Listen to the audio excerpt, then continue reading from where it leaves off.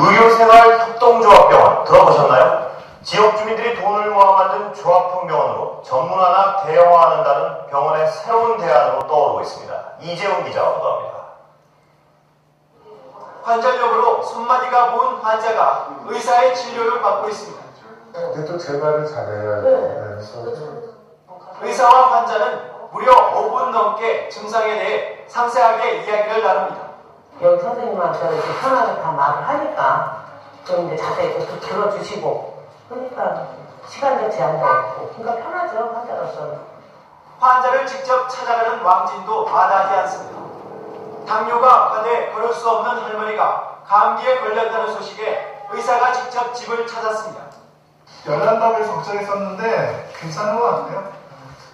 이들은 모두 지역 주민들이 3만 원씩 조합비를 객출해 세운 의료생활협동조합 소속 병원 의사입니다. 주민들이 세운 병원인 만큼 소속 조합원들에게 주치의를 지정해두고 있어 밀착 진료가 가능합니다.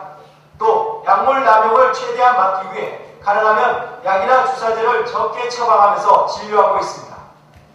의료생협은 지역 건강 공동체를 목표로 하고 있는 만큼 병원 진료뿐만 아니라 지역민들을 위한 다양한 건강 증진 프로그램도 운영하고 있습니다.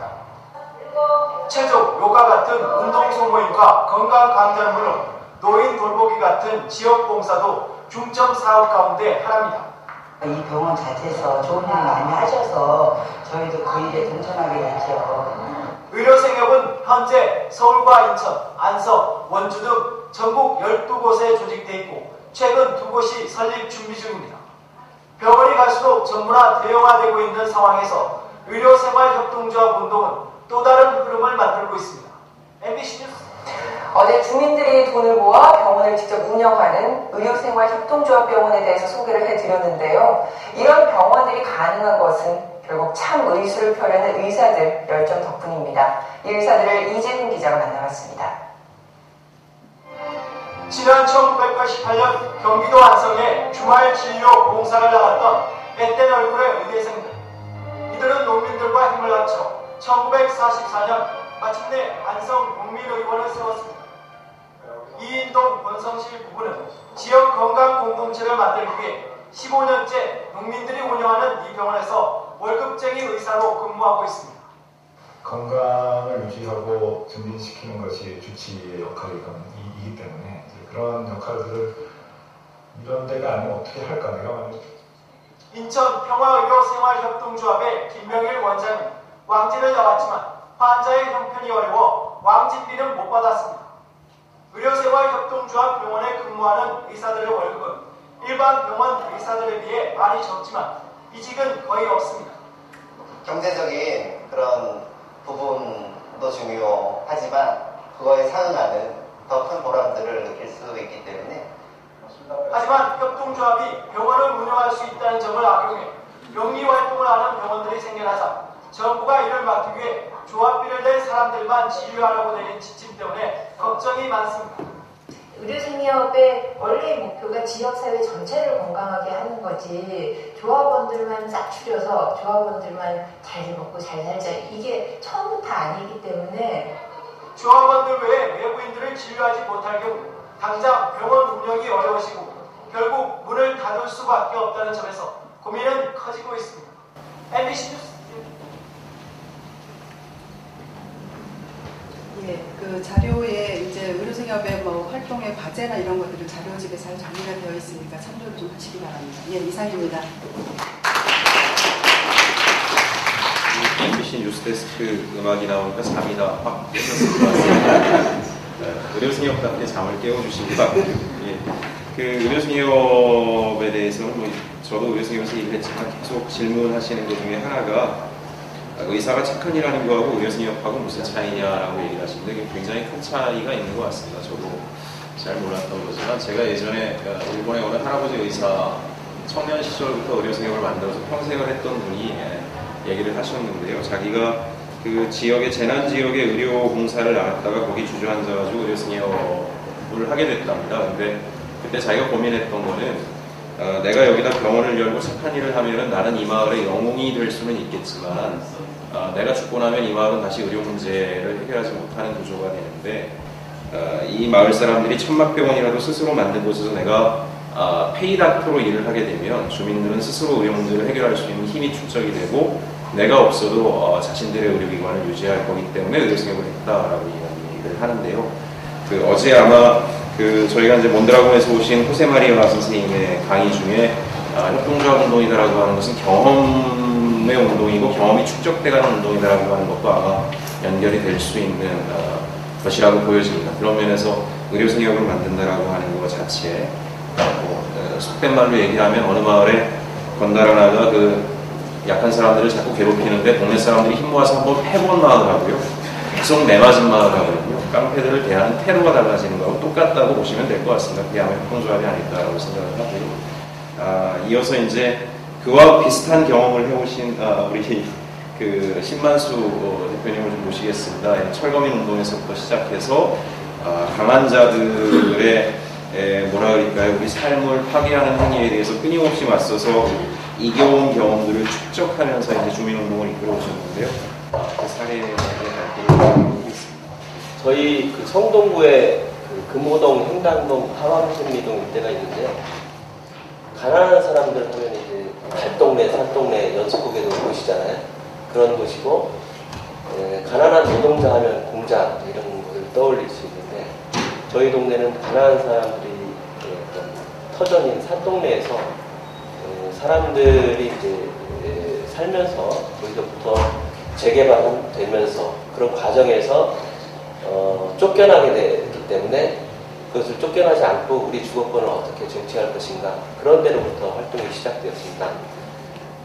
처음에 산동네에 87년도에 이제 뜻있는 젊은이들이 들어가서 공장으로도 들어가기도 하고 이제 이 산동네, 달동네에 들어가서 활동을 하기 시작했는데 서울 지역으로 보면 이제 저희 동네하고 이제 북부 지역에도 대규모 산동네가 있었고 남쪽에 관악 쪽에도 대규모의 산동네가 있었는데요. 그 중에 대표적인 산동네 중에 한 곳이라고 보시면 되고요. 거기에 이제 여러 뜻있는 젊은이들이 들어가서 가난한 사람들을 위한 여러 가지 활동이 일어났습니다. 공부방이라든가 사가수라든가 그리고 어머니 학교라든가 못 배운 어머니들을 위해서 한글 교실이라든가 문화 교실이라든가 또 문화제라든가 또 뭐 같이 함께 공동 직거래하는 거 쌀집도 시도해서 운영해 보기도 하고 그런 활동들이 처음 시작이 되었고요. 일상적으로 이제 그런 활동을 하면서 이제 주민들을 만나고 아이들을 만나고 이렇게 활동의 터전이 형성되기 시작을 했고요. 그 이후에 이제 전체적으로 대도시 이제 재개발 사업에 의해서 저희 동네도 재개발이 이루어지기 시작을 했는데 이 장면은 좀 아까 말씀드린 문화재라든가 공부방, 어머니 학교 이런 장면이 되겠습니다. 재개발이 이제 대규모로 되면서 일단 집주인이나 세입자나 마찬가지로 비슷한 크게 다르지 않은 상품 내에서는 다르지 않는 경제 수준을 가지고 있는데 개발 붐이 일어나니까 집주인들이 이제 나가서 팔게 되고 외지 가옥주들이 이제 이 주인이 돼서 개발 이익을 넣고자 하는 것이 일반적인 형태였는데 저희 동네도 마찬가지죠. 그래서 남아있는 것은 이제 여기에 새들어 살던 세입자들이 하루아침에 이제 어디론가 떠나야 되는 상황이 생겼죠. 그 중에 서방으로도 아마 이전하지 않았을까 그렇게 생각이 드는데 지금 가지고 있는 새들어 살던 집을 떠난다는 것은 그냥 집만 팔고 가는 게 아니라 인근에 이제 살 수 있는 주거 터전이 없어지는 것을 의미하기 때문에 교육의 문제라든가 일자리의 문제라든가 이런 것들이 심각하다는 의미를 말하는 거거든요. 그렇기 때문에 이제 전체적인 삶의 뿌리가 흔들린다 이렇게 봐도 과언이 아닐 것 같습니다. 그래서 그 세입자들과 함께 뭔가 세입자들이 임대 아파트에 이제 주거할 수 있도록 지어지는 정책을 그때 실행을 한다고 했지만 그 당시만 해도 정확한 어떤 근거나 규정들이 되어 있지 않았어요. 그래서 그것을 확보하는 그리고 공사가 끝날 때까지 3년 내지 5년 정도가 걸리는데 그러면 나가서 또 새로운 터전에서 살고 다시 들어오기도 힘들고 또 나가서 또 다른 어떤 일자리나 아이들 문제라는 걸 해야 되기 때문에 굉장히 이제 생활이 어려워지는 문제가 생겨서 거기에 대해서 대규모의 이제 철거 반대 운동이나 우리들이 살 수 있는 주거 문제를 우리 스스로가 해결해보자는 운동들이 일어나기 시작을 했습니다. 그것은 저희 지역만이 아니라 서울 지역의 여러 곳에서 같이 오래전부터 일어났던 빈민운동이었고요. 저희는 이제 이 지역에서 그런 철거와 관련한 주거권 쟁취와 관련한 운동만 한 것이 아니고 그 안에서 이제 오늘 주제와 관련된 같이 가난한 사람들이 우리 스스로의 생활의 문제를 극복해보자 하는 협동운동을 고민을 하기 시작을 했어요. 철거 싸움이 끝나고 저희가 공동으로 이제 임시시설을 쟁취를 해서 얻었던 공간 모습입니다. 제일 왼쪽에. 그 안에 이제 그냥 집만 딸라 있었던 게 아니고 부모방도 만들고 공동 작업장도 만들고 구판장도 만들고 집 모습인데요. 집은 한 5평에서 11평 거의 11평을 살았는데요. 이 성동 금호행당 일대를 중심으로 해서 한 300여 가구 이상의 임시 거주 시설이 설치가 되었어요. 그것은 순전히 이제 이 세입자들의 문제를 행정이나 개발 건설회사나 이런 개발조합이라든가 이런 곳에서 임시대책을 세워주고 올바른 어떤 재개발이 이루어지도록 해야 된다는 것을 통해서 이제 확보한 것인데 이 안에서 이제 여러 가지 협동 공동체 운동을 시작을 했습니다. 그래서 이제 공동작업장을 통해서 생산협동작업을 한다든가 그리고 이제 같이 회관에서 모여서 계속 모임을 하면서 신용협동조합을 만든다든가 이런 일들을 계속 해오고 그리고 이제 청소년들이나 어른들을 위한 여러 가지 복지와 관련한 활동이라고 할 수 있겠는데 그런 활동들이 터전을 잡기 시작을 했습니다.